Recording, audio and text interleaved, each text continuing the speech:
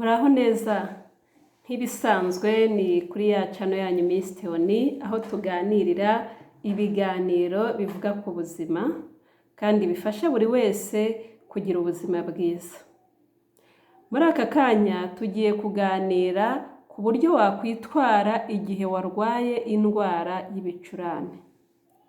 Ibicurane ni indwara ifata imyanya y'ubuhumekero, rimwe na rimwe ukumva umuntu adahumeka neza, rimwe na rimwe akazana n'ibimwira ku mazuru, mbese ukumva ubuzima bumeze nabi rwose bwahagaze. Reka rero tubaganirire ibintu by'ingenzi wakora kandi byagufasha kwirinda indwara y'ibicurane. Mbere na mbere wakwibaza ngo indwara y'ibicurane iterwa n'iki? Umuntu yagira iyihe suku kugira ngo ayirinde? Ni iyihe nama yagirwa abayirwaye ko ibazahaza? Twagarutse rero, niba utarakora subscribe, ukora subscribe tuye tubana mu biganiro byacu, ukore share ku nshuti zawe, tubane mu biganiro bya buri munsi, twubaka ubuzima buzira umuze, twubaka ubuzima bufite ingufu, twubaka ubuzima buzira indwara. Umunyarwanda yaciye umugani ngo kwirinda biruta kwivuza. Ibicurane ni indwara iterwa n'ubwoko bwa virusi zikunda kororoka no gushisha mu muyaga. Igihe hakonje, mu mvura, umuntu akunda kubyandura. Muri icyo gihe anyagiwe akaguma mu myenda yanyagiranywe, cyangwa se igihe yahuye n'izo virusi zanduza ibicurane. Indwara y'ibicurane akenshi ishobora guterwa no kuba hari indwara iri mu muntu itaragaragara igira ibimenyetso nk'iby'ibicurane. Ibicurane byigaragaza gute? Reka turebe uburyo ibicurane byigaragaza ku muntu. Ni iki kikubwira ko warwaye ibicurane mbese? Ikintu cya mbere ugomba kumenya, igihe cyose uri kumva uri kuryaryatwa mu mazuru hakurya. Ikindi cya kabiri, niba uri kwitsamura. Icya gatatu, kuzana ibimwira byinshi kandi by'amatembabuzi. Ikindi cya kane, kuma mu muhogo, kudahumurirwa nk'uko bisanzwe, kutumva uburyohe cyangwa ububihe, kubabara umutwe n'amatwi, guhindura ijwi, umuntu akavuga ku buryo ijwi wumva rimeze nk'irinizwe, gucika intege, kubabara umugongo, kubunga amarira mu maso, guhumeka umuntu yasamye kubera ko umwuka udahita neza mu myenge y'amazuru, kugira umuriro mwinshi uri hagati ya dogere 39 kugera kuri 40. Ibyo byose ni ibimenyetso bikwereka ko ushobora kuba warwaye ibicurane.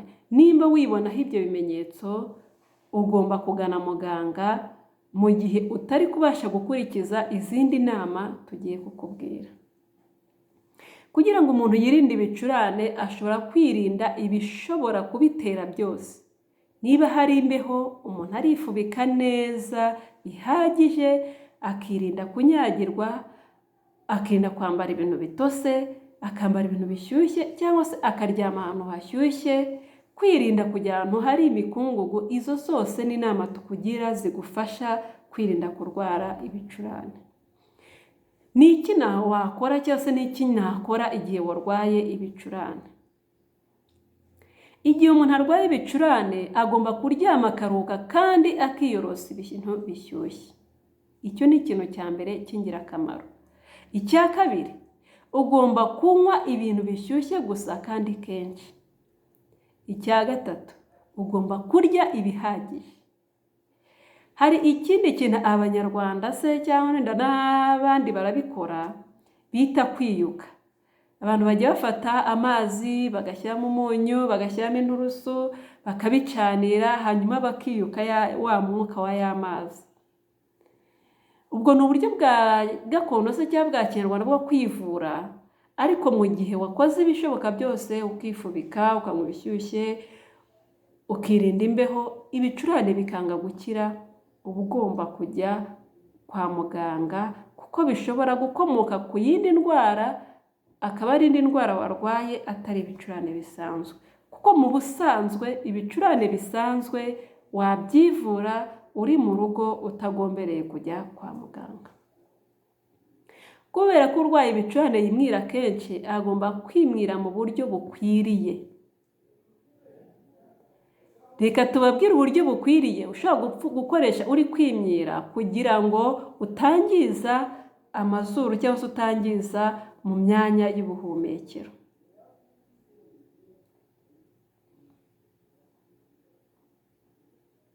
Niba ugiye kwimyira uba ugomba gupfuka umwenge umwe w'izuru, ugakoresha umwanda ugasohokera muri umwe, uwundi mwenge upfutse. Ubwo ni uburyo bwa mbere bwiza ukoresha bugufasha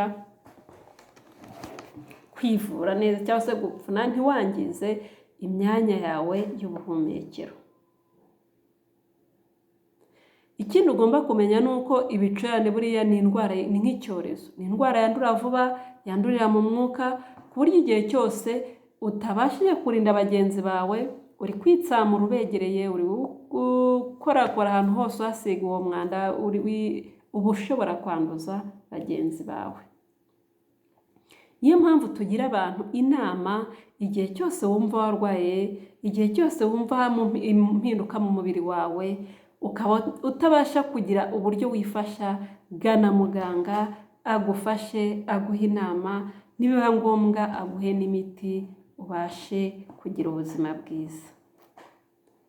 Mwakoze gukurikira ibiganiro byacu, mwakoze kumva inama zacu, mwakoze kudukurikira. Twishimiye kubana namwe muri komenti, mutubwira uko mubyumva, mutubwira nimba inama zacu zibanyura, mutubwira nimba inama zacu ari ingenzi, mutubwira nimba inama zacu hari icyo zafasha sosiyete. Mukomeze muryoherwe n'ibihe murimo, mukomeze mugubwe neza, Uwiteka akomeze abarinde.